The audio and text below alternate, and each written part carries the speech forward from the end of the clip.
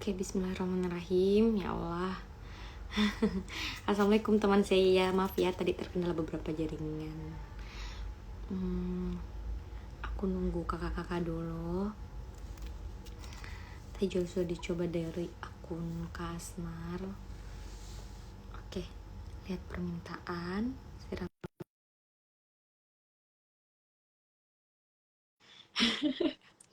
Dong mendukung. Sudah aku terima nih kak. Ya, terima. Loh, bisa. Oke. Bismillah, Kak Raffi juga. Tapi kali terupgrade. Alhamdulillah. Sorry, Ram. Terakhir deh. Berakhir di 10 menit nih untuk join. Tapi aku kayaknya doakan, Rap. Udah aku baru. Amin. Amin. Oke deh. Langsung pada yang tadi Kak, sampai mana ya? Sampai ini judul tak dari TPS ya Kak? Bukan. Atau enggak? Sempat beberapa kali ganti? TPS beda. Waktu TPS saya bahas soal broken home sih. Jauhnya tuh Kak? Jauh, memang jauh. Cuman pas mau diajukan jadi judul kayak kurang serak, kayak kurang seru. Ya udah, saya coba cari opsi judul lain. Dapatnya ini. Dari judul ini Kak sampai akhirnya ujian Ki itu berapa lama Ki? Berapa ya? Mungkin 1 semester kasarnya ya. Coba off cam Ais ya. Jaringannya kembali normal. Off cam. Ais lagi. Iya, Ais lagi. Coba off cam Ais. Bahas ini deh.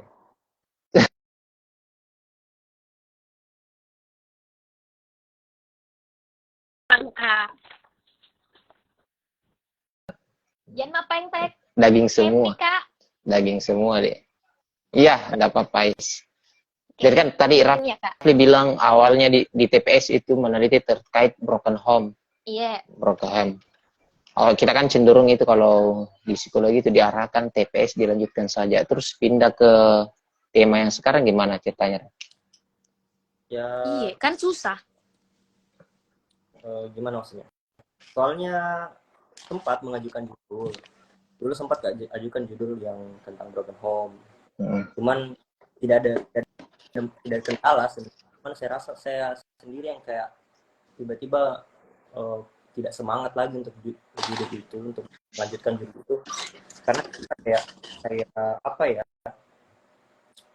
Ya secara pribadi sih kurang seru saya rasa. Jadi saya coba cari yang agak lebih menggigit lah. Karena kan kalau terus kita tidak into di judul itu yang kita buat itu kayak agak pastinya ketemu. Bukan bisa sekali-kali mungkin. Home, Kak. Kenapa? Bukan karena banyak yang meneliti broken home.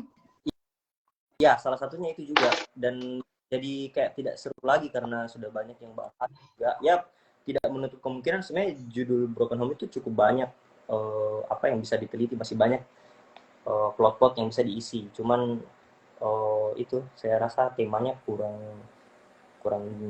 klinis kayaknya. Kurang klinis mungkin waktu itu. Karena lebih ke sosial kan. Sedangkan saya ada interest lebih ke klinis waktu itu. Kedengaran ya Semara? Kedengaran. Iya Kak, kedengaran. Begitulah. Ais bisa sekali-kali kalau normal ini kembali lagi on cam. Keren kayaknya. Jadi kemarin Raf, waktu saya posting pamfletnya ini ada 2 orang yang berkomentar penelitiannya temanya lah mirip, ada yang pola asuh 1, yang 1 saya lupa. 2 ada dari kakak 2009 sampai 2014 sendiri. Nah itu Raf, akhirnya kepincut peneliti ini gimana ceritanya? Kepincut teliti ini. Ya itu tadi awalnya kan gitu. Soalnya tentang broken home. Sebenarnya lebih panjang daripada itu sih ceritanya. Tidak cuma broken home langsung ke judul yang ini. Malah ada yang lebih apa lagi, lebih kasar lagi sebenarnya judulnya. Waktu itu tentang fenomena ghost penampakan.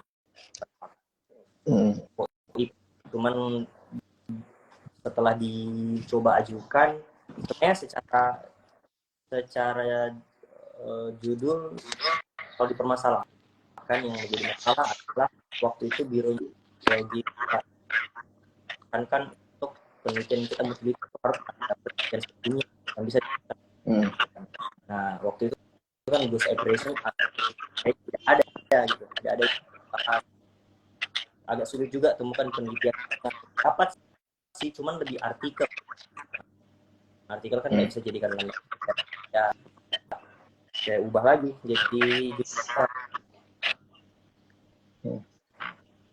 oh ya kalau kepincut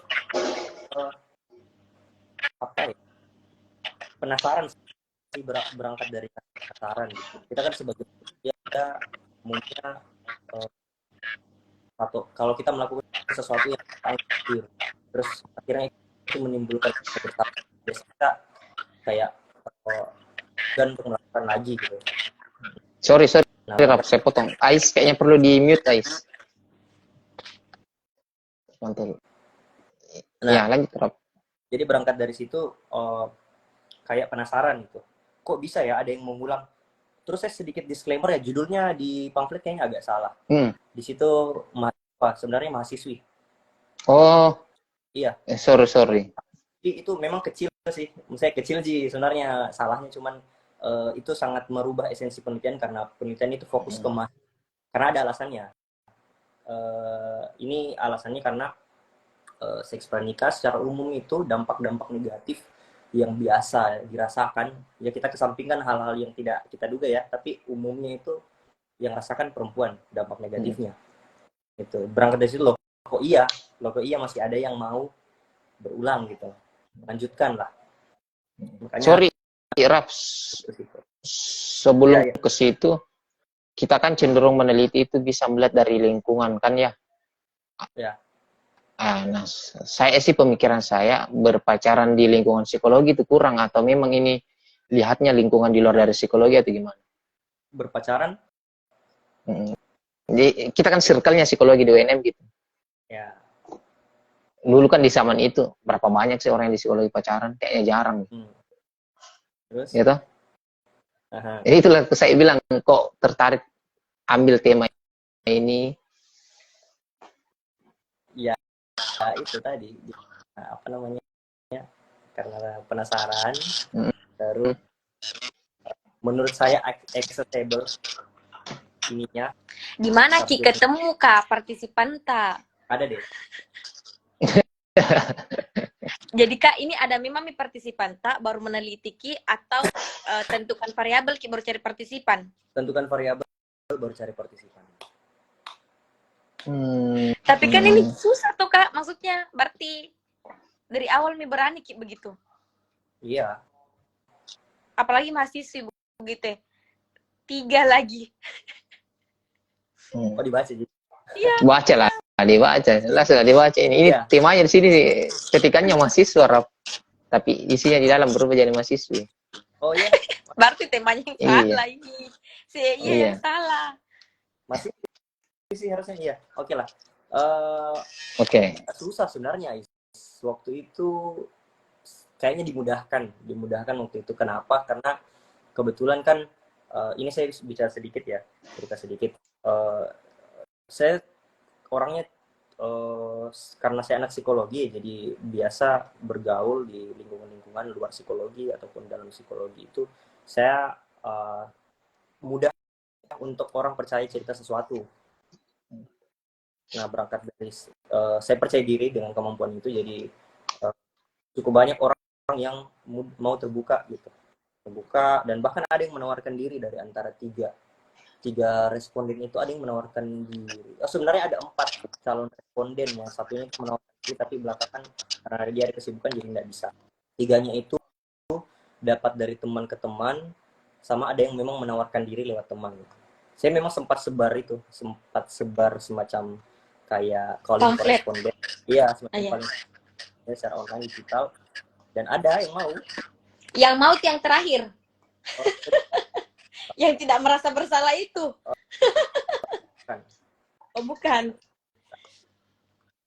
Terus alasannya dia mau begitu, Kak. Maksudku kan ini apa ya bahasa umumnya? Aib begitu ya. Pada umumnya orang anggap ini sesuatu yang aib. Tapi kenapa dia yang mau cerita ke kita? Saya nggak gali alasannya kenapa mau, tapi kalau saya tebak-tebak ya, kayaknya orang itu semua cuma butuh cerita di tempat cerita. Oh iya. Pernah nggak Ais kayak ada teman yang tiba-tiba curhat dan itu aib menurutnya Ais? Pernah? Iya, butuh di ruang untuk keluarkan energi negatifnya gitu. Ya, kurang lebih Cerita-cerita. beda kan di sini orang asing. Yang beda ini kan orang asing. Dalam kasus saya ya, ini orang asing yang cerita. Nah, cuman kenapa orang asing berani mau cerita ya karena memang untuk penelitian. Kayak gitu. Dan saya komitmen, maksudnya saya ya pasti kita komitmen lah untuk ini hanya untuk penelitian dan kita akan semua anonim lah. Jadi tidak ada identitas dan lain-lain. Tapi dia minta feedback enggak, Kak? Kayak misal ada tuh orang kayak cerita tapi dia minta kayak kasih Kak solusi atau tips hadapi keresahanku ini. Tidak. Memang butuh tempat sampah saja begitu? Ya, kurang lebih seperti itu. Tapi tidak diminta feedback intinya.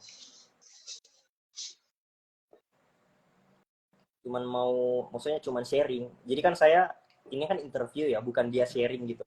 Kayak, saya nanya, saya ada guide, saya tanya. Bagaimana, awalnya kenapa, awalnya bagaimana, terus pada tahap apa gitu. Ya begitu, pokoknya saya ada guide, jadi mereka tinggal jawab pertanyaannya.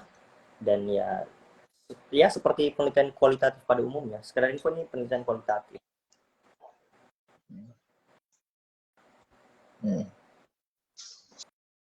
Raf, ini kan ada dua variabel ya, rasa bersalah sama seks pranika, atau yang mana variabelnya sih? Oh, pertanyaan pura-pura nggak tahu ini, Raf. Rasa bersalah? Saya anggapnya perilaku seks pranika berulang itu lebih ke fenomena ya. Fenomena. Ya variabel.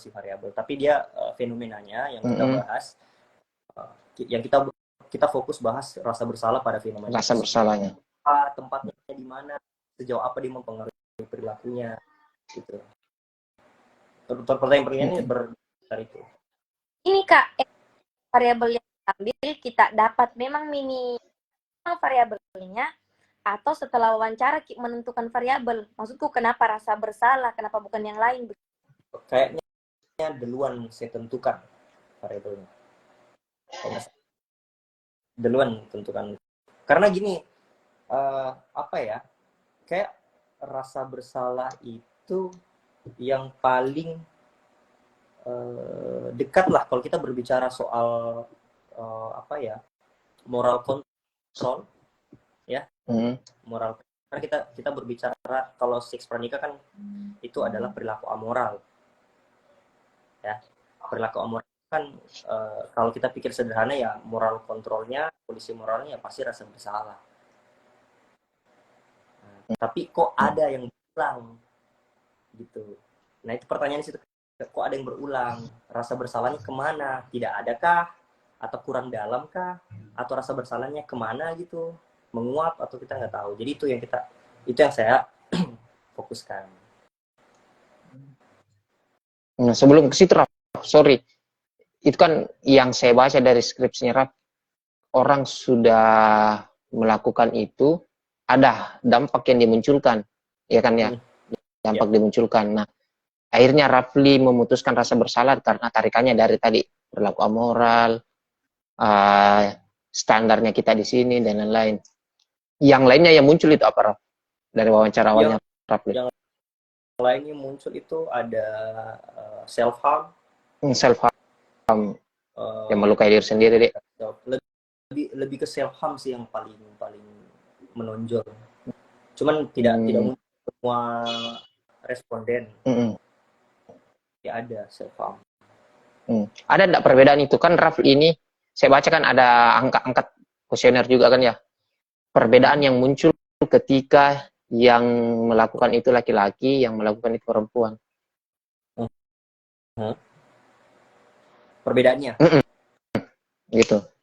Kalau tidak ada sih kayaknya di pembahasan tidak ada soal perbandingannya.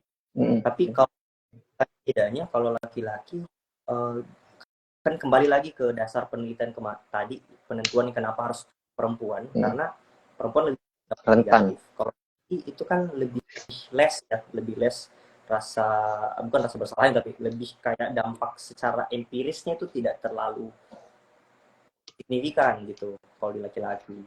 Jadi biasanya saya agak judgmental sih kalau saya bilang laki-laki lebih mengulang, tidak, cuman lebih saya fokus ke dampaknya kurang kalau laki-laki. Secara signifikan tidak terlalu berdampak lah. Lanjut Ais. Kenapa? Jadi Kak, ini yang kubaca sekilas dari penelitian atau perbandingannya adalah ada yang memiliki rasa bersalah dan ada yang tidak, itu ya Kak? Ada rasa bersalah. Atau semuanya punya rasa bersalah, cuma kalau dispesifikkan baru beda apa bagaimana Kak? Karena yang satunya kan ada yang kubaca pas saya salah tangkap, dua yang merasa bersalah, yang satu kayak have fun juga lakukan. Ini ternyata ya, ini yang menurut saya menarik dari penelitian, karena ternyata rasa bersalah pasti muncul, Ais. Kalau orang tidak rasa bersalah itu aneh. Iya kan, manusia normal itu pasti ada rasa bersalah. Karena menurut saya rasa bersalah itu kayak semacam apa ya, mirip-mirip lah. Dia kan itu defense mechanism sih harusnya.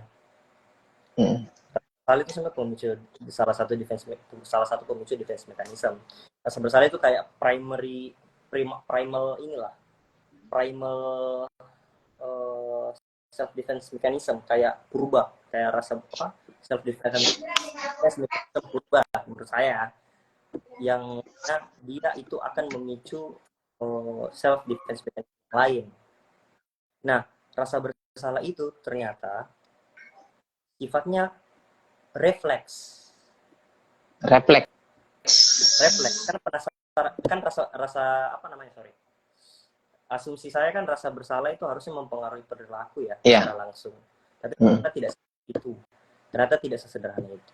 Rasa bersalah itu dia harus dilanjutkan lagi dengan dilanjutkan lagi dengan rasa yang lain, baru dia bisa mempengaruhi perilaku secara langsung. Tapi kalau dia cuma muncul saja, refleks, kayak misalnya kita dicubit, rasa apa yang muncul? Sakit kan. Nah, kalau kita melakukan hal yang salah, refleksnya itu rasa bersalah. Kalau kita normal, nah nanti rasa bersalah itu akan dikelola lagi, yang akan menghasilkan akar-akar perilaku lagi. Apakah dia akan berhenti atau tidak? Gitu. Kalau saya jelaskan ini langsung ke penelitian ini, kalau saya jelaskan. Rasa bersalah ini, Raf, muncul karena misalnya apakah karena standar pendidikan yang diberikan keluarganya, atau standar agama yang dianut, atau apa, Raf? Iya Kak, saya juga sempat berpikir apa karena ada kayak kan salah satu alasan gitu yang katanya karena korban pedofil kah? Apa gimana? Standar kayak. Karena standar. Pasti karena standar. Kalau agama berarti. Kenapa yakin ini rasa bersalahnya muncul karena sadar? Karena kalau kita melihat kasus yang sama di tempat yang lain, misalnya di tempat yang tidak menganggap seks pranikah atau seks bebas itu tabu atau sesuatu yang salah, itu kan tidak akan ada, seharusnya tidak ada. Kita berbicara misalnya di negara bebas kayak Amerika lah, kira-kira enggak rasa bersalah karena melakukan itu?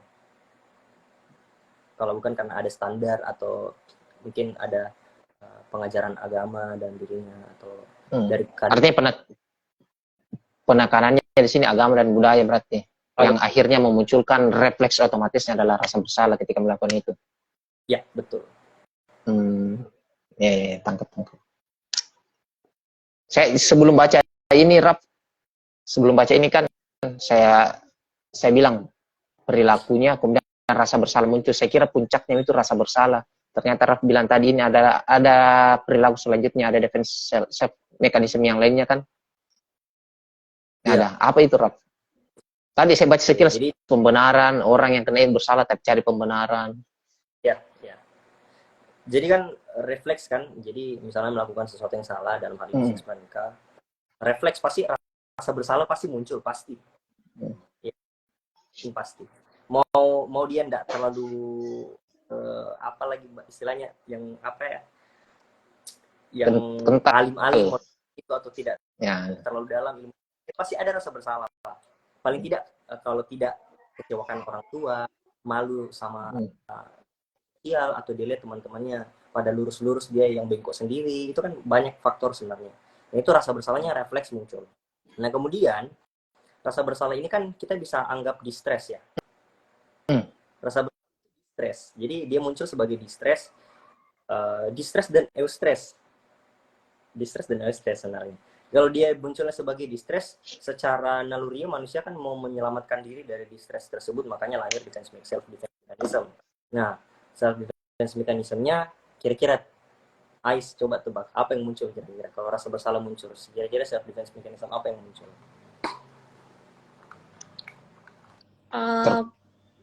Pembenaran. Terpaksa? Ya, menormalkan. Ya, betul. Kayak saya tidak sendiri. Ya. Ya, betul. Oh, bukan. Iya, betul, pembenaran, rasionalisasi lah. Rasionalisasi pembenaran.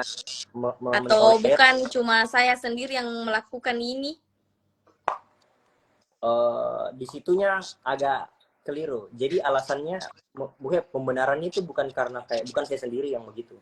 Bukan. Dia lebih ke konsep apa ya, semacam saya katakan ideologi lah yang mengatakan bahwa itu ada Tuhan. Sorry, putus. Itu adalah apa? Kebutuhan. Kebutuhan? Iya. Kenapa bisa jadi kebutuhan? Kan teman-temannya yang bukan yang agak yang bergaulnya agak keras seperti itu, terus yang bisa membahas tentang perilaku seks itu dengan gamblang, itu pasti pembenarannya itu satu, kebutuhan, men. Tapi itu didapat dari 3 narasumber yang dapat. Oh, pembenarannya adalah karena kebutuhan. Pembenarannya dapat.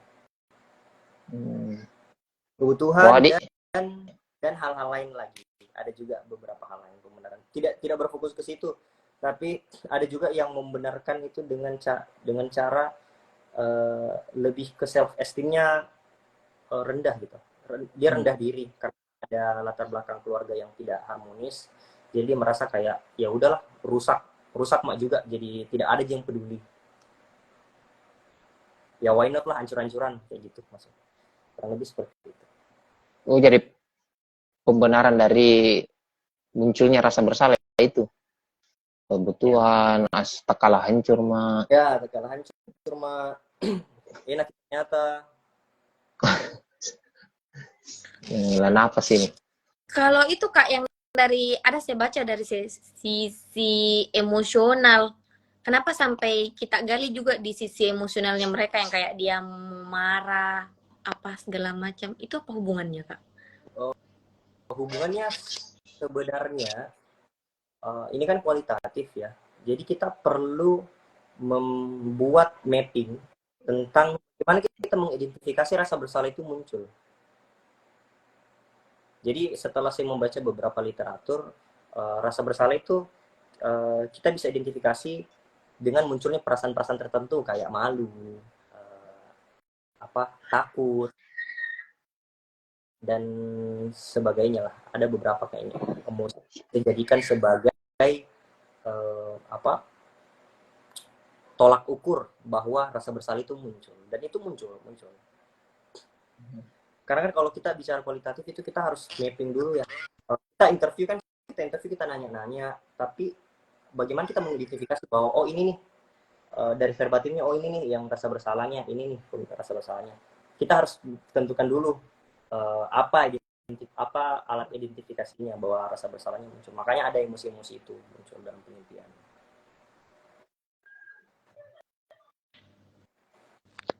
Kak, kayaknya terhambur pertanyaanku, tapi itu sebelum tak menentukan, apakah kita tanyakan juga alasan dia lakukan? Enggak, maksudku tuh kemarin kan kayaknya Kak Rifai ya jadi narasumber FWB. dia FWB gitu. Dan alasannya kan ya mau sama mau. Ini kita sendiri, kalau dari 3 responden itu alasannya apa, Kak? Alasannya yang satu itu dia awalnya ya, kita berbicara awalannya seperti apa. Kalau yang satu ada yang saya boleh vulgar kah? Oke, ini kan bahas penelitian tentu menambah informasi. Informasi, jadi seks itu kan ada beberapa tahap ya, ada levelnya. Jadi ada yang kayak kissing, ada yang petting, ada intercourse. Kissing ya jelas ciuman. Kalau petting itu lebih ke ada interaksi skin to skin, bahasa sekarangnya kayak grepe-grepe lah. Tapi tidak sampai langsung gitu, tidak sampai berhubungan badan. Nah, dia yang berhubungan badan itu intercourse namanya. Jadi penetrasi.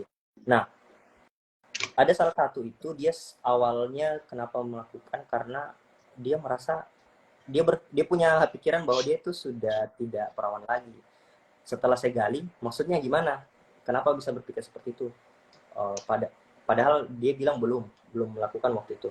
Ternyata dia sampai pada tahap petting, di mana pasangannya itu melakukan fingering lah bahasanya. Jadi memasukkan jari ke alat kelamin wanita, dan saya tidak tahu dari mana referensinya, akhirnya dia merasa tidak perawan lagi setelah itu. Jadi dia benarkan ya udahlah, sudah tidak perawan lagi, hajar aja lah kayak gitu. Itu satu. Yang kedua itu pacaran lama, awalnya tidak mau tapi akhirnya jadi juga, terbawa suasana sih. Yang ketiga itu dia apa ya, saya lupa yang ketiga itu, agak liar kayaknya yang ketiga. Maksudnya yang ketiga itu agak liar, bukan dia liar tapi alasannya hanya karena ingin saja kayaknya, kalau nggak salah ya, kayak ingin saja. Kayak dia artinya ketiga dia nating tulus orangnya nating. Artinya Raf punya latar belakang keluarga, jadi kayak dia nating tulus. Mungkin waktu itu lagi ngedown-downnya, jadi dia aminilah kegiatan itu. Artinya Raf ini ketiga narasumber ini sampai intercourse, jadi rasa bersalahnya muncul itu karena intercourse-nya. Iya, batasan penelitiannya sampai intercourse. Kalau dia belum intercourse kan sebagai responden. Sebelumnya ada enggak misalnya pertanyaan, saya enggak tahu Rafli pas wawancaranya apakah mulai bertahap yang tadi dibilang dari kissing, petting, apakah tadi petting dan lain-lain. Nah, setiap tahapan itu apakah juga muncul rasa bersalah di dan narasumber Rafli? Saya tidak sejauh itu. Saya ke intercourse-nya. Soalnya kan akan panjang. Saya akan panjang kalau saya bahas per level itu. Ya mungkin nanti teman-teman viewer atau yang nonton bisa coba gitu. Saya kan bukan anak kualitatif ini, Rapto. Saya penasaran model guide-nya kalau kualitatif itu gimana? Kita terus bertanya untuk menemukan titik jenuh rasa bersalah itu gimana sih? Oh iya, jadi guide-nya itu lebih ke bukan berarti itu yang kita baca terus untuk bertanya ya. Kita juga harus gali lagi gitu. Kita harus terus gali sampai respondennya sudah terulang-ulang lagi jawabannya. Ya, itu udah jenuh berarti. Sudahlah, kita lanjut ke pertanyaan berikutnya. Kayak gitu. Tapi tujuan memang dari yang mau ditanyakan itu adalah menggali apakah muncul rasa bersalah atau tidak, atau memang pertanyaannya melebar nanti Rafli yang analisis. Oh ya, muncul rasa bersalah tadi. Pertama, identifikasi dulu muncul enggak. Kalau muncul rasa bersalah, selanjutnya adalah rasa bersalah itu tempatnya di mana, perannya bagaimana dalam mempengaruhi perilakunya. Tangkap. Ais mau tanya atau saya lagi? Iya, pertanyaan dulu Kasmar. Oh, iya. Ini kan Raf melakukan refleksnya adalah rasa bersalah. Referensinya Rafli itu, defense mekanismenya itu kan tadi muncul, ada dibilang rendah diri, malu, agresif dan lain-lain. Itu kan kita bisa kategorikan agresif itu kanan lah, yang rendah diri, malu itu kiri.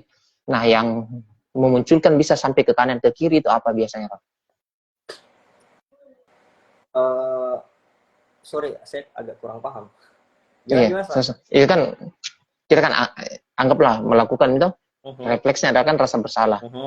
Refleksnya perilaku yang biasanya kan muncul dari, saya baca sekilas itu ada bisa muncul after rasa bersalah adalah malu, rendah diri, tapi bisa juga muncul malah agresif, mudah bicara kasar. Itu biasa penyebabnya sehingga dia akan ke kanan ke kiri apa, Raf? Dari bacanya Raf begitu.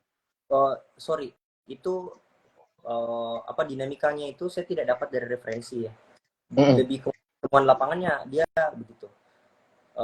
Berdasarkan hasil analisisnya, dia bisa ke kanan atau ke kiri menurut bahasa Kasmar tadi.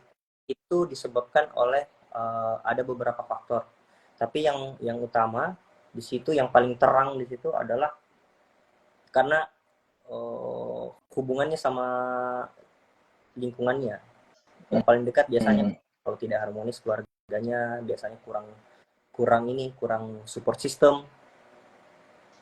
Nah, itu yang tadi yang saya bahas, yang orangnya yang apa namanya, yang jor-joran, yang kayak karena dia tidak ada support system. Jadi dia merasa rendah diri karena dia anggap di dunia ini dia kayak tidak peduli. Jadi ya udahlah, saya hancur-hancuran lah, kayak gitu. Simpelnya kayak gitu. Lingkungan berarti. Ya. Gini. Jadi dampak selanjutnya itu, kenapa akhirnya ada yang di penelitian ini ada satu orang yang berhenti melakukan. Berarti pas diwawancarai sudah berhenti? Iya. Iya, pasti dia. Masa dia selesai penelitian dia kabari, Raf, saya sudah berhenti. Enggak lah. Dia sudah berhenti waktu saya teliti itu. Jadi akhirnya kan muncul pertanyaan, loh, ada yang berhenti, ada yang tidak. Saya mapping. Ya, yang kayak tadi. Jadi kalau dia harmonis, dia punya latar belakang keluarga yang harmonis, dia punya kecenderungan untuk bisa menghentikan perilakunya dengan asumsi bahwa dia punya support system yang baik, hubungannya juga sama teman-temannya baik. Nah, yang satunya itu dia pertama memang sudah sorry to say broken home. Terus karena dia broken home, akhirnya dia juga menutup diri sama lingkungan. Jadi kayak tidak punya support system yang baik lah. Nah, akhirnya yang tidak punya support system yang baik ini, dia lebih mudah untuk merasionalisasi untuk menyelamatkan diri, men. Ya. Jadi kayak simpelnya kayak begini. Kalau kita misalnya melakukan sesuatu atau kita terjerumus ke dalam lubang misalnya, akan lebih mudah kita mencoba menyelamatkan diri sendiri ketika kita tidak punya orang lain. Nah, caranya orang menyelamatkan diri dalam hal ini kan self defense mechanism ya, rasionalisasi. Jadi dia cuma bisa seperti itu supaya selamat dirinya dari rasa bersalah itu, dari distress itu. Sedangkan kalau orang punya bantuan, punya support system yang baik, dia tuh lebih apa ya, agak sulit untuk merasionalisasi. Bukan tidak bisa, tapi agak sulit lah, karena ada yang bantu gitu. Jadi pilihannya untuk menolong diri sendiri lebih kurang kemungkinannya daripada orang yang punya tangan lain untuk membantu.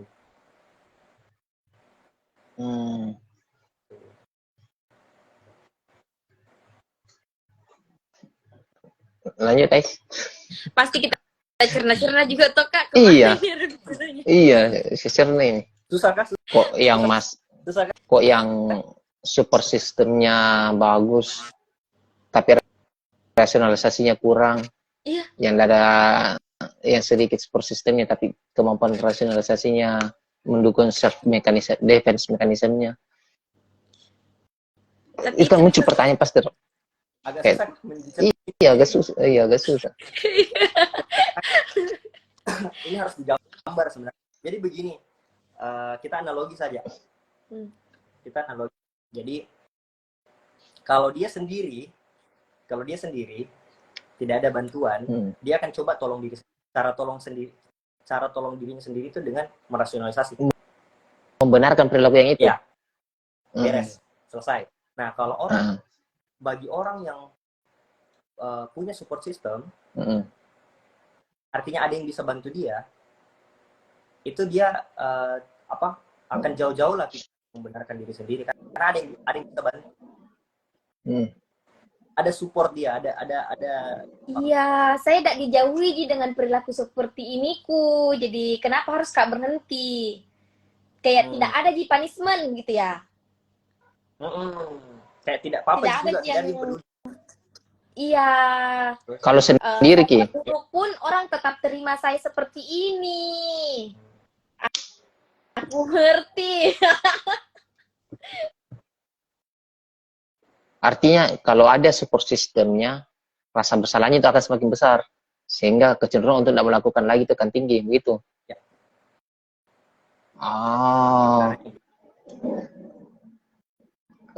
kayak Iya, saya paham. yang dukung Ki untuk tetap berada di perilaku seperti itu. Ya, tapi kalau ternyata support sistemnya itu malah ini sorry nah, bahwa kan dia pendekatan studi kasus, jadi dia fokus ke apa yang terjadi dalam penelitian di dalam diri tiap respondenku.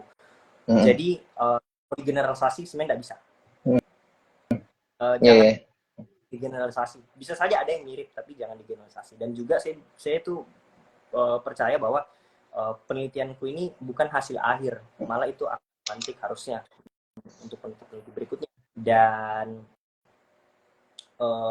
karena itu tidak bisa ditutup kemungkinan lain, bahwa bisa saja ada yang kan kayak misalnya dari titik A jalan ada terbagi dua jadi titik B dan C. Tidak sederhana itu, bisa saja ada C2, C1. Paham nggak maksudku kayak gitu? Jadi itu bukan hasil, ini bisa saja menjadi bahan teliti lain. Nah tadi saya kembali lagi, bisa saja support sistemnya malah yang membenarkan perilakunya. Ini di luar penelitian ya, di luar penelitian. Jadi misalnya ini responden atau ada orang yang dia melakukan itu termasuk wanita, terus ternyata teman-temannya itu membenarkan atau kayak ya udah itu biasa gitu. Ya, jadi ya dilanjut. Jadi kayak pedang bermata dua sebenarnya support system. Tapi saya dalam ini saya fokus ke support system yang ke arah yang positif, kayak keluarganya harmonis, lengkap, utuh.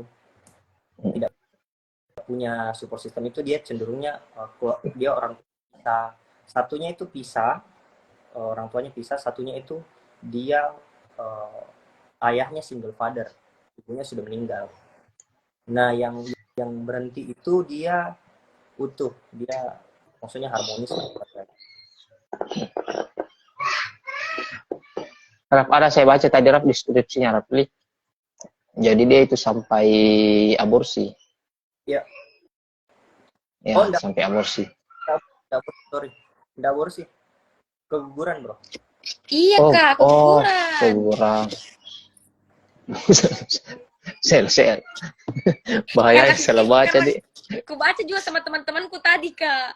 Bilang iya, Kak, keguguran betul, Kak. Kayak gitu.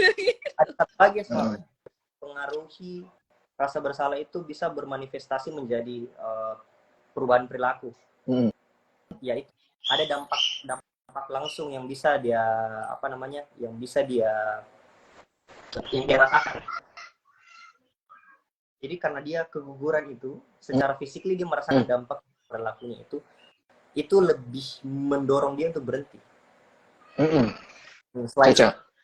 Selain support system yang tadi, selain support system dan yang lain-lain, dampak langsung dari perilaku itu dia juga mempengaruhi sekali aktivitas itu untuk berhenti. Tapi Raf, saya baca di sini Raf, keguguran, berhenti, tapi dia melakukan kembali Raf. Iya. Jadi tidak langsung itu. Setelah keguguran, tidak langsung setelah keguguran, ya itu tuh berhenti. Ada lagi gitu. Jadi setelah keguguran ternyata dia ada dapat penyakit yang berkaitan dengan reproduksinya dia.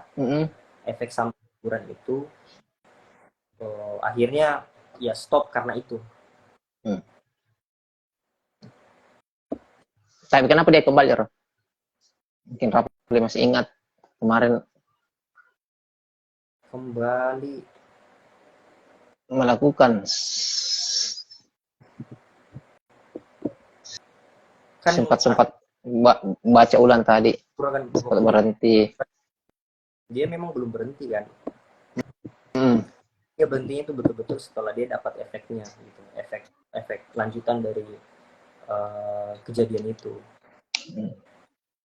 Raf, ini apa kayak mau diper Kak yang nggak bisa dibilang berhenti kalau belum 6 bulan? Gimana? Setahu tuh Kak nih mau diper itu tidak kayak merokok gini, masalah rokok. Nggak bisa perang dibilang berhenti rokok kalau cuma tidak merokok 1 bulan, 6 bulan standarnya. Kayaknya begitu. Seingatku. Kayaknya begitu deh Kak, belum cukup 6 bulan nah bilang berhenti. Pernah sempat berhenti terus lagi karena LDR. Tapi pokoknya Raf, ini bagus Raf. Finalnya berhenti itu setelah itu dapat efek. Langsung. Ini bagus Raf, untuk Raf sharing lah ke teman-teman. Raf kan bisa dibilang melakukan penelitian ini di lingkungan kita sensitif. Cara Raffi untuk tetap bersikap, berpikir netral itu gimana Raf? Iya. Susah loh itu. Mana ya? Kayak tidak ada kiatnya. Saya rasa itu kayak sudah seharusnya seperti itu. Sudah seharusnya seperti itu. Maksudnya itu lebih ke komitmen bahwa saya ini, oh ya, gini. Ini kan responden ya. Tunggu, saya pastikan dulu pertanyaan kemarin maksudnya profesional dalam hal apa ini? Itu kan nggak kalau kita label pasti wawancara. Iya. Oh gitu. Iya, gimana caranya Raffi tetap netral begitu, berpikir, sikap dan lain-lain gitu. Karena saya berpikir begini, ini kan penelitian saya ya, penelitianku. Jadi orang-orang yang menjadi respondenku ini, itu dia bantu Kak. Gitu. Susah loh untuk berbagi hal seperti ini. Masa mereka cerita ke saya judge enggak. Dan saya juga dari dasarnya saya memang memilih penelitian ini, saya sudah bilang bahwa bahkan sebagai mengangkat identitas saya sebagai seorang anak psikologi, seharusnya bukan hal aneh nih bagi saya yang seperti ini. Seks pranikah, bukan sesuatu yang tabu. Iya, bukan tabu, tapi bukan hal yang kayak kita bukan pada tempat yang oh ini salah nih, ini benar nih. Kita itu harus suci begitu ya. Kita harus berpikir psikologi yang mempelajari tentang pikirannya manusia, itu kita harus selalu berpikiran terbuka. Jadi tidak benar dan bukan menurutku bukan sifatnya anak psikologi itu untuk menjudge, untuk judgmental. Saya berani bilang gagal itu sebagai anak psikologi kalau dia sih bersikap judgmental. Apalagi kayak kaget sama fenomena-fenomena yang seperti ini, kayak kaget, aduh, aneh tuh anak psikologi palsu. Kayak misalnya, begitu kok sama ini pacaran, bukan golongan kami. Bukan berarti kita membenarkan, tapi kayak tidak perlu kaget gitu. Itu artinya ada. Dan saya tangkapnya kalau di posisi kita sebagai peneliti, apapun yang terjadi, apapun yang muncul, ya baik ke komitmen bahwasanya ini keperluan penelitian berat, keperluan penelitian. Kurang lebih begitu ya, Raf. Apalagi Raf merasa terbantu gitu. Karena dia mau cerita. Kita sudah dibantu dan ya tugas kita cukup tidak judgmental. Sama seperti kayak kita mendengarkan orang. Misalnya kita peer counseling. Terus ada curhat. Nah, kalau orang curhat itu kan, kalau yang sehatnya kita tidak menjudge ya, kita cuma dengar saja. Kita cukup dengar saja. Karena kadang orang cuma butuh tempat cerita seperti yang tadi Ais bilang di awal. Ya tugas kita cuma mendengar. Nanti dia minta saran, ya kita boleh kasih saran sesuai kapabilitas kita. Tapi kalau dia cuma mau cerita, ya cukup sampai di situ. Kita jadi pendengar saja. Tidak untuk menjudge dia bahwa itu salah loh. Lo tau nggak? Cuman kita lebih ke ini dasar-dasar konseling sini, dasar-dasar interview dan dasar-dasar konseling sebenarnya. Ya kita tidak boleh bersikap judgmental dan lain-lain. Kembali ke situ saja, kembali ke masak saja. Begini, Rap. Kita kan kadang berpikiran jenuh begitu tuh, jenuh mau isi kuesioner, apalagi anak psikologi kan terbiasa, humble kuesioner, semua dan lain-lain. Nah, untuk meneliti tema yang begini susah tidak sebenarnya Raf cari partisipannya? Ini sebagai referensi ke teman-teman. Kalau Raffi bilang mudah, oh berarti orang akan dengar. Berat bisa aja sebenarnya meneliti begini juga. Karena kan bisa jadi sebelum meneliti berarti ada susahnya cari partisipannya ini yang mau jujur. Saya temukan tidak susah untuk dapat responsi ini. Dari saya pengalaman pribadi tidak susah. Saya ada saja dibantu, tanya teman, terus kayak kasih tahu saja orang-orang yang saya kenal, bilang, begini penelitianku. Kira kalau ada temanmu yang kau tahu begitu dan dia mau sharing, bolehlah bantu penelitian. Untuk penelitian sih, SDNK-nya sudah ini, saya jelaskan SDNK-nya begini, intinya tidak akan aman lah, intinya dia mau saja berbagi. Kalau misalnya tidak usah dipaksa. Dan ada yang bantu beberapa, bilang, Kak ada temanku ini, saya kasih kontaknya, kita hubungi nih. Jadi sebenarnya kalau bilang susah tidak susah. Asal tidak susah. Lagian kan tidak banyak juga, 3 orang, 4 orang di waktu itu. Di kasus di Kak. Iya, studi kasus. Apakah mungkin ini karena titik temunya mereka butuh wadah untuk bercerita ya? Jadi sebenarnya ini kita saling membutuhkan, kita butuh partisipan, mereka butuh wadah untuk cerita, jadi titik tengahnya ini. Saya tidak tahu. Tapi itu Kak, mungkin Kak Asmar, ini kan tadi penelitiannya Kak Raffi itu mahasiswi.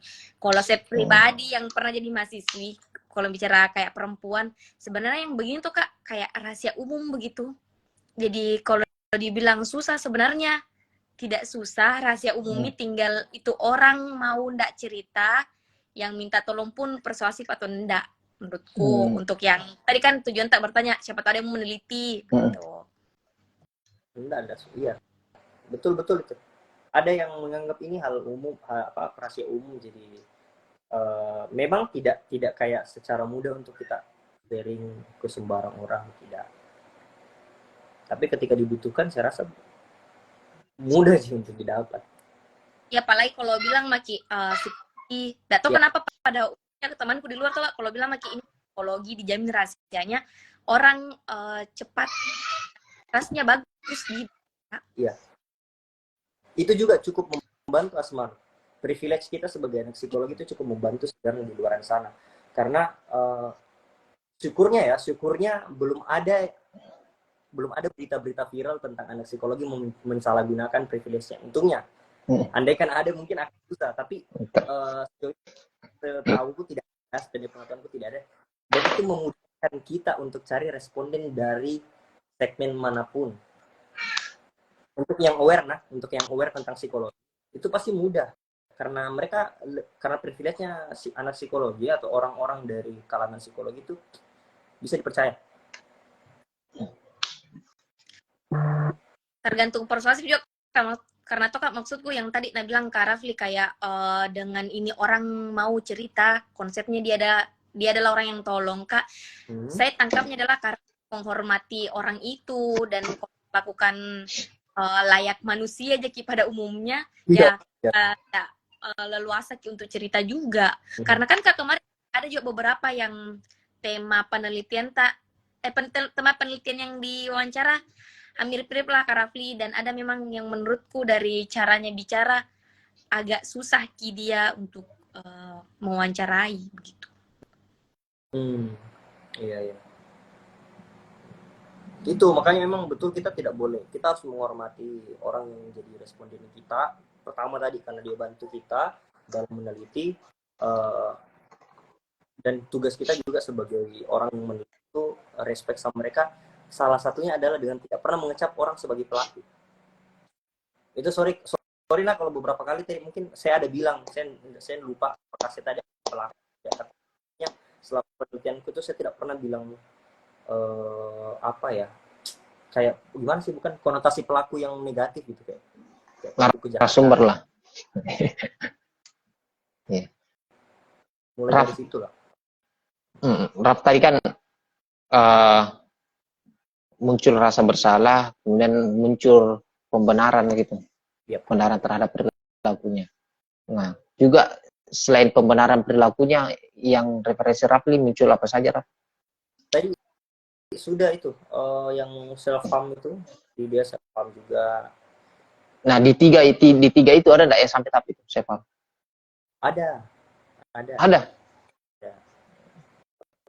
Apa yang dilakukan itu? Dia iris apanya, gimana? Saya kan pendek, self harm sepengetahuan saya sih tangannya dia iris. Enggak. Atau self harm dalam bentuk perilaku lain. Kayaknya dalam perilaku lain kayaknya. Tidak mengiris, saya lupa. Pokoknya menyakiti diri. Menyakiti diri sendiri.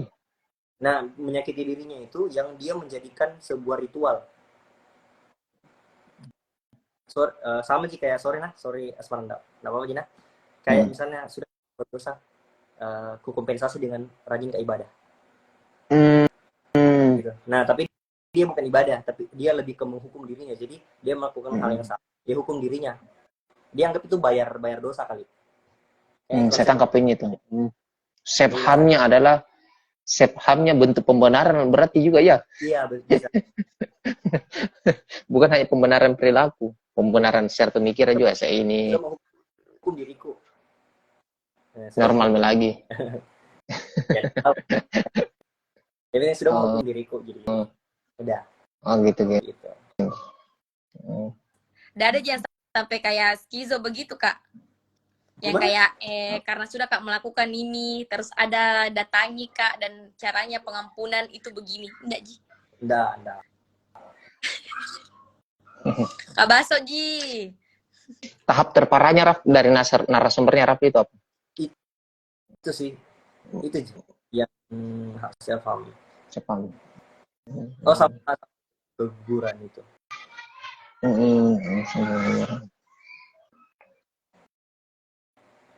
Raf ini kan pada saat mewawancara, saya sih pikirnya di kepalanya Rafli muncul pemikiran, faktor social support dan lain-lain.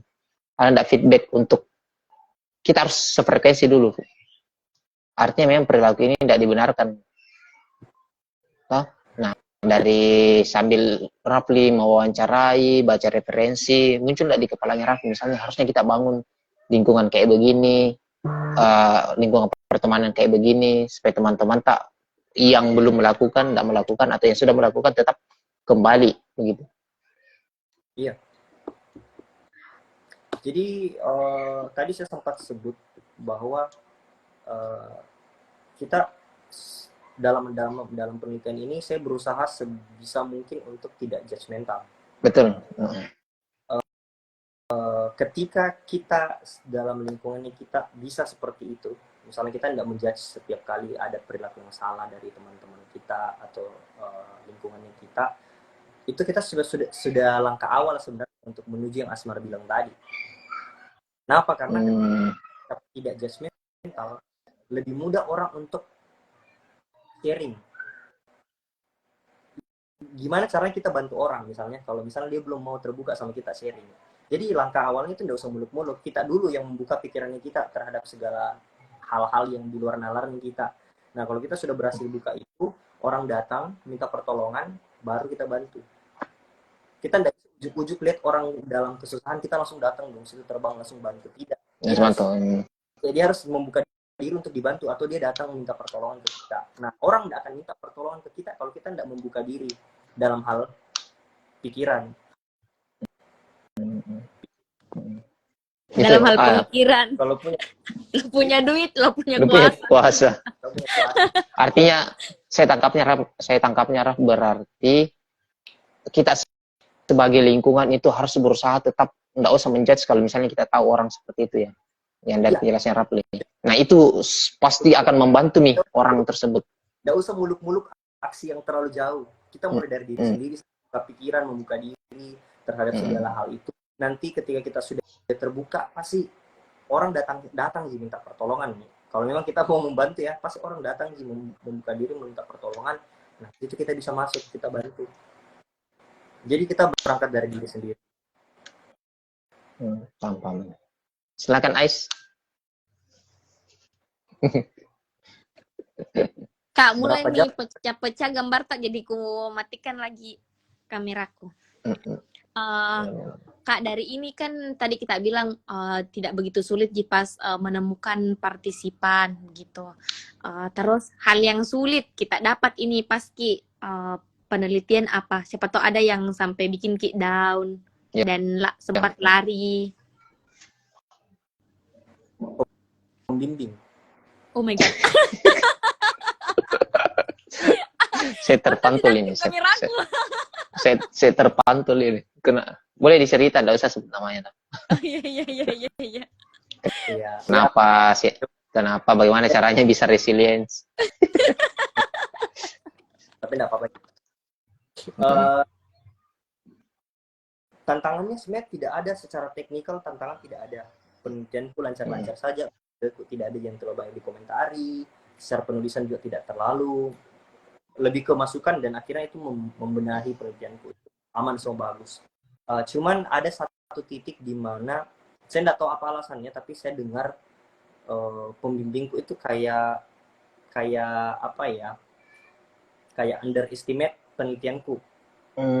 Kayak dia merasa kayak tidak penting sih ini penelitian untuk diteliti. Dan saya sempat kepikiran itu, dan itu down sekali dari itu. Kayak hampir saya rubah lagi. Di situ hampir saya rubah lagi. Tapi gila, pasti kan motivasi mau lulus kita ini. Bodo amat, penelitian yang bagus, penelitian yang selesai. Itu saya pegang terus. Dan bodo amat terus sampai pada kesimpulan bahwa sebenarnya penelitian itu penting atau tidak pentingnya itu tergantung dari audiensnya. Jadi kalau audiensnya relevan dengan penelitiannya, itu pasti penting. Kalau tidak relevan, ya pasti tidak penting lah. Kayak misalnya ini soal seks pranikah. Untuk orang yang tidak pernah punya kenalan yang ada melakukan seks pranikah, atau kayak merasa seks pranikah itu sudahlah hitam putih, itu salah, nggak dibenarkan, saya nggak bergaul sama orang kayak begitu, ya sudah selesai. Maka nggak akan jadi penting. Tapi kalau untuk orang-orang relevan misalnya ya, mohon maaf mungkin ada yang melakukan juga di sini, atau ada orang yang melakukan itu dan dia nggak tahu bahwa yang dia lakukan itu bisa merusak dirinya secara tidak sadar. Itu akan jadi relevan, Asmar. Contoh yang kita bisa petik dari penelitian ini, kalau dari saya, hal yang dibenarkan, hal yang salah yang terus dibenarkan itu bisa merusak diri sendiri. Artinya tidak sehat lah. Ketika kau melakukan sesuatu yang salah terus kau terus-terusan benarkan, itu tidak sehat. Itu tidak. Sama seperti gini. Misalnya kita bicara rasa takut. Rasa takut itu kan hal yang negatif, Asmar. Dia datang menyerang, takut itu menyerang diri kita. Terus akhirnya kita berhasil menemukan caranya supaya tidak takut lagi. entah melakukan apa gitu ya. Pokoknya kita berhasil menemukan cara agar kita tidak takut lagi. Masalahnya, takut itu penting untuk kita survive dalam hidup ini. Itu rasa takut itu sumber insting bertahan hidup. Kalau misalnya ada orang, bayangkan Asmar, ada orang yang tidak ada takutnya. Bayangkan ada orang sehat enggak? Enggak. Enggak, Pak. Ada begal dia maju ya apa segala macam kayak. Maksudnya tidak ada insting bertahan hidupnya akhirnya. Itu bentuk tidak sehatnya sesuatu yang dirasionalisasi atau dihilangkan. Nah, sama seperti rasa bersalah, ketika rasa bersalah dirasionalisasi terus, nanti sense-mu terhadap rasa bersalah itu akan menumpul. Jadi tidak akan lagi rasa bersalah, tidak akan lagi merasa bersalah sama hal itu. Jadi kok kan kehilangan rasa bersalah untuk aspek hidupmu yang bagian itu tidak sehat. Akan merusak dirimu pelan-pelan. Nah, itu untuk orang yang relevan, men. Kalau misalnya orang dari relevan, ini tidak akan menemukan hal yang penting dari penelitian. Kembali ke pertanyaan yang tadi, yang bikin down itu. Dulu ada pembimbingku yang menganggap bahwa penelitianku ini tidak urgent untuk diteliti. Ada betulnya juga. Tapi ya, kita mau lulus, Cok. Bodo amat lah. Mungkin situasinya saat itu adalah sehingga muncul pemikiran begitu di pembimbingnya. Tapi saya yakin memang di pembimbing itu adalah orang yang support kita meskipun kadang tidak sejalan sama pikiran kita, tapi secara tidak langsung dia sebenarnya mensupport. Iya, pastilah dia support. Ya. Tapi otomatis itu kan termotivasi kita membuktikan bahwa penting ini. Itu cuma salah satu hal. Mungkin saya yang terlalu sensitif menanggapi, tapi secara pembimbing yang bersangkutan itu baik sekali sama saya. Maksudnya dia mendorong untuk cepat selesai memang. Ya, betul. Saya baca sedikit. Sudah ujian besok. Itu Ais. Kayak kalimat kalau kau ndak pernah di posisi itu, kau ndak akan mengerti itu. Iya. Tapi bukan berarti harus di posisi itu ya. Iya. Ya. Terus Kak, dari ini penelitian tak, kan tadi sama Jiki sepakat bahwa ini sebenarnya rahasia umum yang masih tabu begitu untuk jadi pembicaraan. Apa ndak saran tak untuk teman-teman yang mungkin dalam kebimbangan, karena kan beberapa temanku juga agak bingung Kak, kalau dia bertanya harus apa setelah satu kali melakukan itu gitu, supaya dia tidak berulang. Oh, ada. Siapa tahu punya kisaran dari penelitian dari 3 responden yang bicara itu. Oh, ada teman. Kan sudah makin sepakat tadi, ini rahasia umum. Berarti ada ya? Oke. Kalau maksudnya dia bimbang bagaimana caranya berhenti, atau dia bimbang apakah saya berhenti atau tidak? Dia bimbang harus menentukan jalan kemana lagi, karena yang kayak tadi kita bilang untuk awal-awal dia kan merasa kotor seperti itu Kak, dan pas lihat di penelitian tak, ternyata ada yang ketika di titik itu dia malah kayak membenarkan dan mengulang gitu. Mau Kak bilang itu sesuatu yang salah, tidak benar, tapi kayaknya dalam keadaan orang seperti itu tidak semudah itu menerima, kayak kan bilang, kok kan enggak ada di posisiku, jadi mudah saja bilang begitu gitu. Oke. Kalau saran saya yang pertama kembali jangan judgmental. Kita tidak boleh judgmental sebagai pendengar.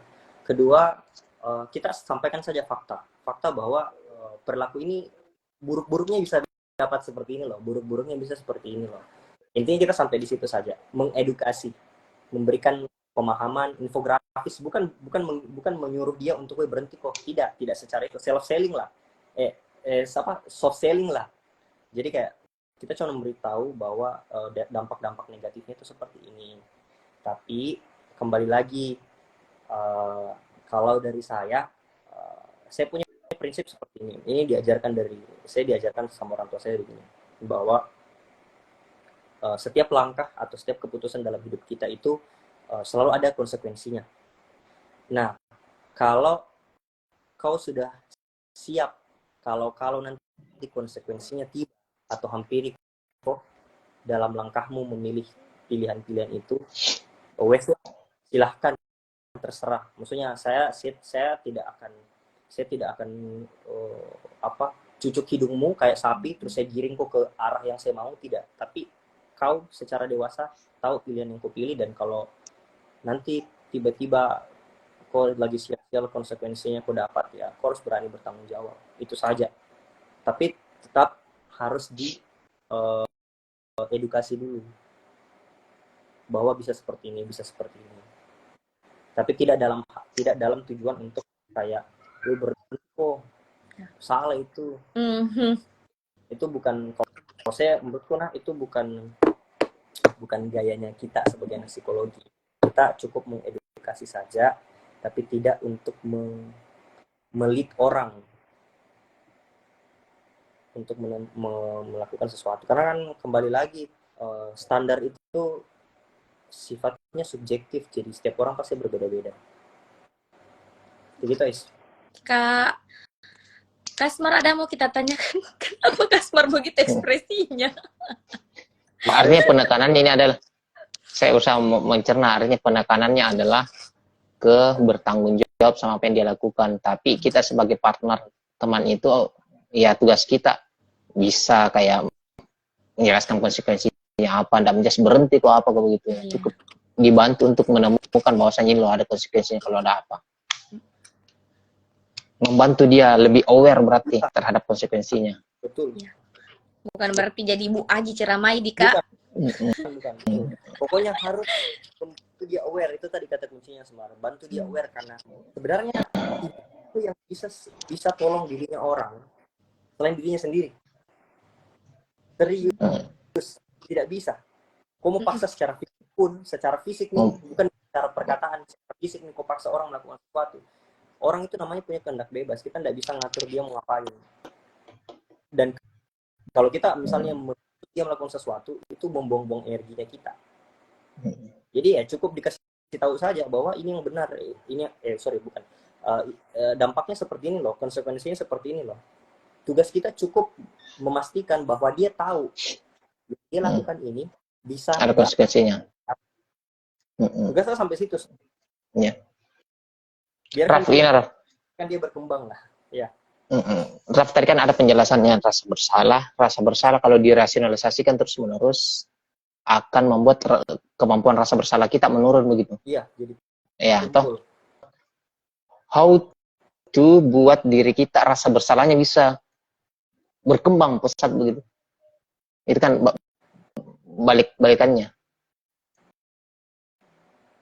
Maksud gimana? Sorry. Tadi kan kayak kalau rasa bersalah sedikit selalu kita rasionalisasi, kemampuan rasa bersalah itu kalau melakukan sesuatu kan otomatis mati atau menurun. Nah, kalau kita mau rasa bersalah itu tetap di angka standar, di angka normal, ataupun pada saat pernah jatuh tuh dibangkitkan kembali, apa itu tips-tipsnya yang bisa dilakukan? Aduh, enggak brainstorming toh? Enggak brainstorming. Kayaknya bukan, misalnya itu sudah di luar konteks penelitian kita. Ya, brainstorming itu kan mungkin dari bacaannya, ngobrolannya, dapat, kayaknya begini harusnya. Kita sepakat ini brainstorming, dan saya bukan yang paling tahu di sini. Oke. Iya, cocok. Ya. Kalau dari saya, rasa bersalah itu kan refleks hal yang naluriah, instinctively ada di dirinya kita masing-masing. Bukan juga perlu dilatih. Tidak dihilangkan. Kenapa? Karena itu penting sekali bagi dirinya kita. Sesuatu yang berlebihan itu kan, kita percaya sesuatu yang berlebihan itu tidak baik. Nah, ketika kita merasionalisasi terus, rasa bersalah muncul, rasionalisasi, tidak Ji, begini, semua orang begini Ji, kebutuhanku Ji ini. Nanti lama-lama dia akan menganggap perilaku salah itu sebagai normal biasa. Normal. Nah, ketika dia sudah jadi normal, itu sudah tidak ada lagi pagarnya. Nah, pertanyaannya Asmar kan bagaimana caranya meningkatkan ya? Bangun pagar lagi begitu. Pagarnya? Bangun pagarnya lagi. Atau memperkuat pagarnya, naik level ke upgrade ki. Nah, rasa bersalah itu juga tidak boleh terlalu berlebihan. Oh, ya, ya, ya, ya. Kita harus menjaga dia tetap di tempatnya gitu ya, di usia seimbang. Dia dirasionalisasi, artinya dinihilkan, diminuskan, dia bakal membuat orang menyakiti dirinya secara apa namanya, tidak langsung. Misalnya dia melakukan terus pengulangan yang salah, dilakukan terus ulang-ulang karena dia sudah normalisasi. Tapi kalau rasa bersalah jadi berlebihan juga, efeknya itu tidak baik juga. Kayak ya itu efeknya menyakiti diri lah, apa segala macam lah. Karena rasa bersalah sekali nih, dia hukum dirinya, dia menjauhkan diri dari pergaulannya karena dia merasa kotor. Itu kan tidak baik juga. Jadi sebenarnya tidak disarankan untuk, kalau bahasanya mengupgrade rasa bersalah itu supaya kita jadi lebih memagar diri. Enggak, seperti konsepnya lebih ke yang normal-normal saja lah. Jangan selalu membenarkan. Kadang-kadang kita harus berterima bahwa apa yang kita lakukan itu salah, tapi tidak boleh juga terlalu merasa bersalah. Jadi ada pertanyaan ini ya, Semar. Nah itu rasionalisasi kan defense mechanism tuh, Raf. Ya. Diskusi kita tadi. Ya. Gini, mau dijawab sama Raf ini? Singkat mau. Iya, terlambat masuk Ajra, Haji. Iya. Bagaimana kalau misalnya orang itu orang terdekat, tak katakanlah keluarga, bagaimana itu, apa yang harus dilakukan? Yang melakukan gitu ya? Ya. Maksudnya apa yang harus kita ini operasional step by step ini. Tadi. Yang jawaban saya, bagaimana kalau misalnya kita mau kita mau bantu teman kita yang melakukan itu, atau misalnya ada kita tahu seperti itu. Saya kembali lagi, kalau saya tahu, saya tidak akan judge dia. Saya lebih akan menyampaikan sama seperti tadi, bahwa itu saya, itu bukan hal yang saya dapatkan dari penelitian, tapi itu dari saya. Saya lebih akan sampaikan konsekuensinya seperti ini. Kalau kau siap bertanggung jawab, atau kau siap ketika kau dapat konsekuensi ini, ya sudah, silahkan. Tapi kembali lagi, itu salah, dampak negatifnya ini semua bisa kau dapatkan, tapi semua keputusan itu ada di tanganmu sendiri. Karena takutnya aja ketika kita terlalu menekan, atau kita misalnya kira-kira apa yang kita bisa lakukan, pasung, tidak mungkin kan juga. Itu sudah saya bilang tadi, biar kita paksa secara physically juga, masa kita mau pasung keluarganya kita supaya tidak lakukan hal itu, tidak mungkin, Pak. Jadi kembali lagi, bagaimana kita memahamkan dia, bangun pancing efek-efek yang bisa membuat dia berhenti sendiri. Contoh, rasa malu juga sih bisa. Tapi bagaimana ya, kayak bukan dipermalukan sih, tapi kalau misalnya kita sebagai keluarga, kita datang ke dia, terus kita menyampaikan bahwa kita tahu yang dia lakukan, itu sebenarnya sudah cukup ngefek ke dia lah, gitu. Itu tergantung kedekatan mungkin lebih sama keluarga. Sepertinya lebih ke yang jawabannya Raffi tadi adalah kita memahamkan konsekuensinya lah. Awal dibantu untuk aware terhadap konsekuensi. Iya. Kayak sempak gara-gara begitu keluarga Natonji selesai bahasanya kan. Iya, sama begini. Ini juga kita, kenapa saya bilangnya seperti itu juga, Semar? Karena saya punya pemikiran kayak begini. Saya mau bantu orang, saya harus bantu sampai selesai. Nah, kalau kita berlebihan dalam mengarahkan seseorang, misalnya, gue berhenti kok begini, itu kejauhan kayaknya. Jadi saya cukup pahamkan saja apa yang bisa terjadi. Ya sudah, sampai di situ, terserah dia mau memilih seperti apa. Karena kadang-kadang kita terlalu mengurusi sesuatu itu memakan energinya kita sendiri, sedangkan kita juga punya urusan lain. Makanya kalau mau langkah cerdasnya ya seperti itu tadi, kita cukup edukasi saja dia bahwa itu bisa berefek seperti ini. Nah, makanya itu yang saya tanyakan, kalau orang ini keluarga tak bisa dengan cara tadi. Iya, begitu saja kalau saya. Tapi terserah kita, siapa tahu ada yang mau pakai pendekatan yang lain kak, suruh dia rajin-rajin beribadah kak, itu silahkan. Tapi kalau dari versi saya akan seperti itu.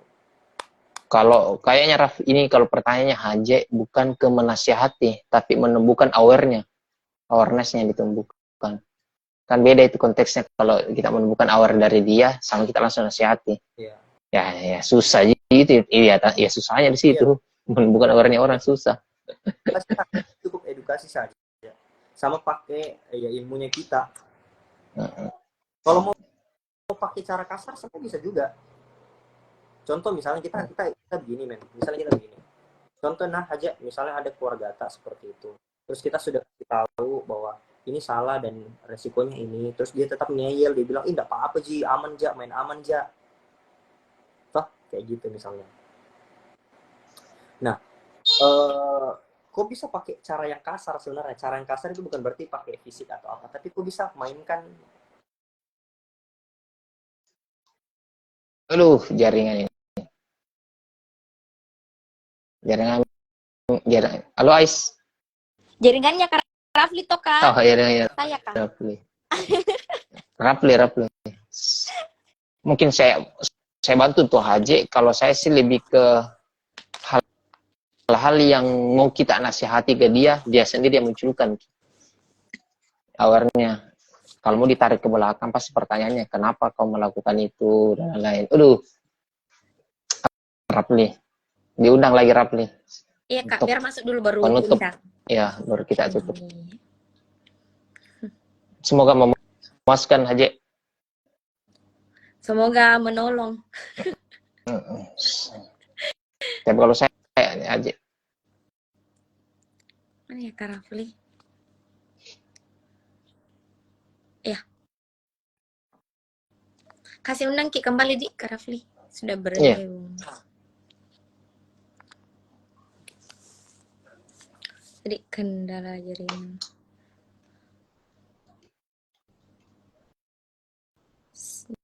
Saya pikirnya tadi 2 variabel, ternyata 1 nih. Case-nya yang lain.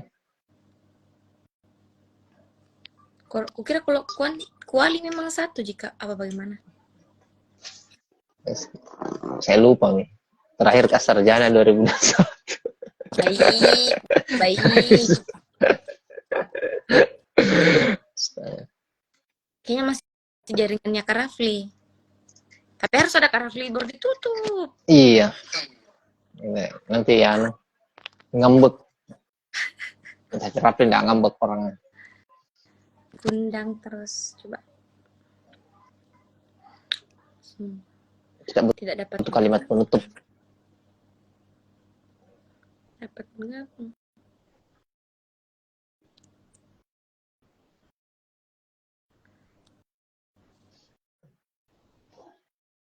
Tapi Rafli sudah masuk enggak?